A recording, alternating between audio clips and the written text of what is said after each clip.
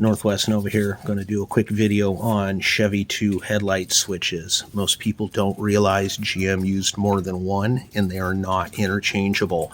This generally impacts 1962 to 65 cars. I have them both here in front of us, so let's dig in. On the left, we have the early switch, the 1962 to 64 switch, also known as the big switch.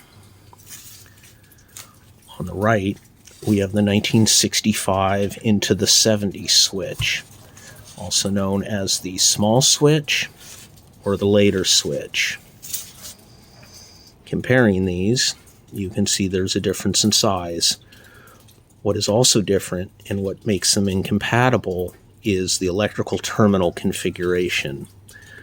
These terminals, where the electrical connector goes that connects it to the main dash harness, the pattern of these is different between the two, and not a little different, it's very different.